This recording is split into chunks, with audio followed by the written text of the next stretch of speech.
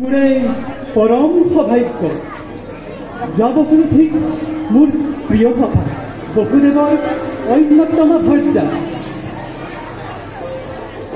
যোৱা বছৰ বসুদেৱৰ অন্যতম ভৰ্যা ৰোহিণী দেৱীৰ পুত্ৰ সন্তানটিৰ জন্মত একেই আনন্দ একেই উৎসৱে যেন গোটেই গছুলবাসীক মতলীয়া কৰি তুলিছিল।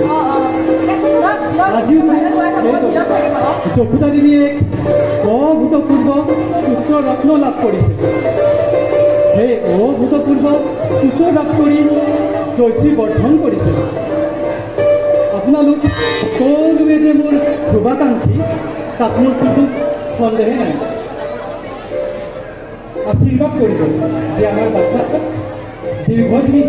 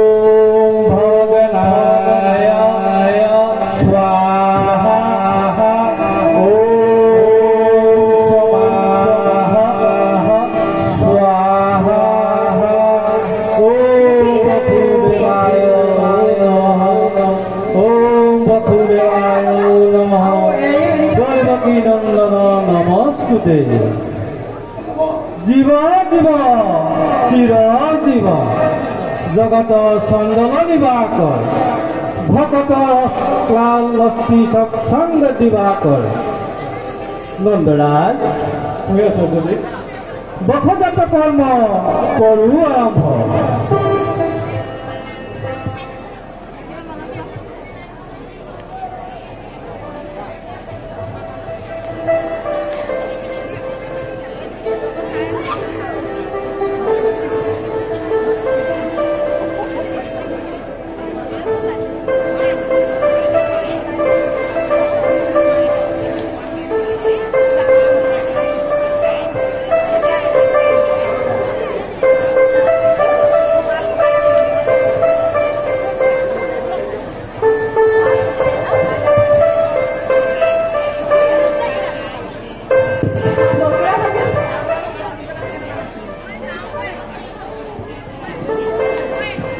নন্দৰাজ মোৰ গণনা তোমাৰ এই পুত্ৰ সামান্য নহয়। ৰূপে গুণে বলে বিজয় সকলোতে পাকত আৰু দুইটা শিশু ঈশ্বৰী শক্তিলৈ জন্ম ধৰিছে। অতি বলৱান হ'ব পুত্ৰ ৰোহিণী বলোৰাম নাম ফলো মই।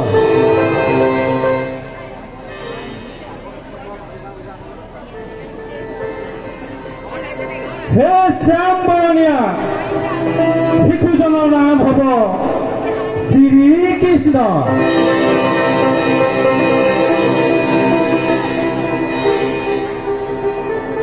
কনিষ্ঠ শিশুৰূপে গুণে জগত হ'ব শ্ৰেষ্ঠ।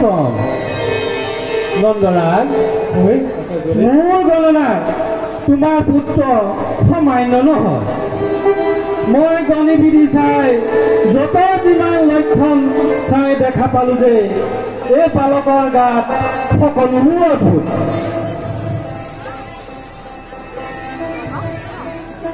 মোৰ অনুমান যে ভগৱান আহি তোমাৰ গৃহত জন্ম লৈছে।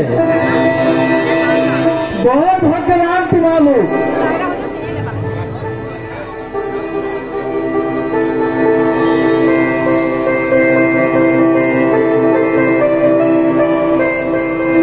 নন্দৰাজ এই শুৱনিখন প্ৰদান কৰিলো।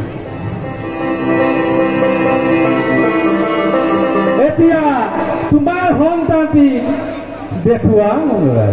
নিশ্চয় আচাৰ্যদেৱ। নন্দৰাণী, নন্দৰাণী, তোমাৰ পোনাখনক লৈ তুমি ওলাই নন্দৰাণী।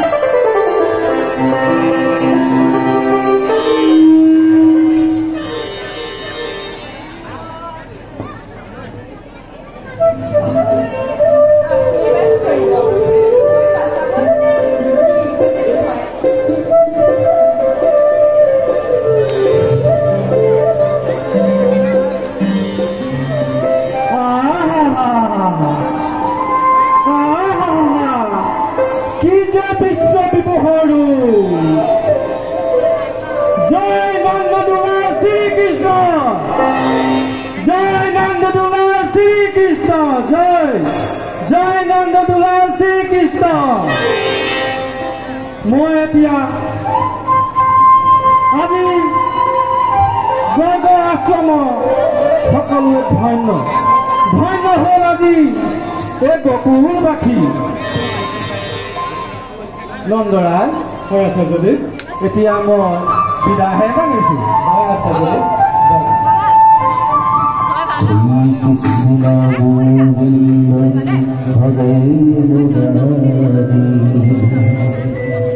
মুৰাৰি নাথ নাৰায়ণ বাসুদেবা।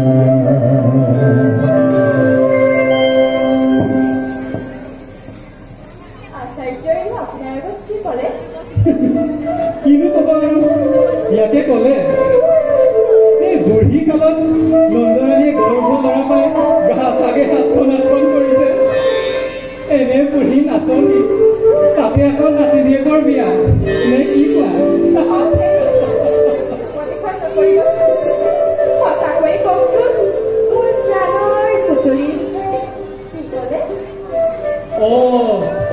আচাৰ্যদেৱে আমাৰ পোনাকণৰ এই ঘূৰণি কৰি থৈ গৈছে। আৰু তোমাৰ মৰমৰ পদুলাটিৰ নাম শুনা শ্ৰীকৃষ্ণ। তোমাৰ বাৰু নামটো শুনি কাণত কেনেকুৱা লাগিছে?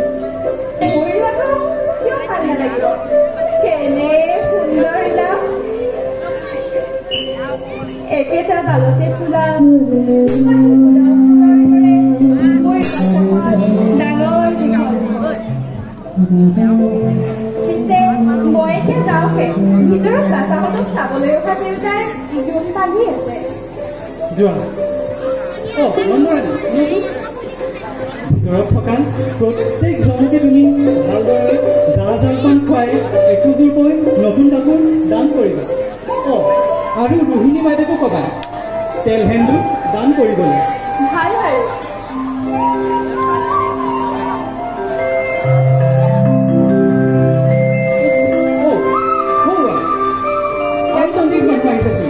মই তেওঁলোকক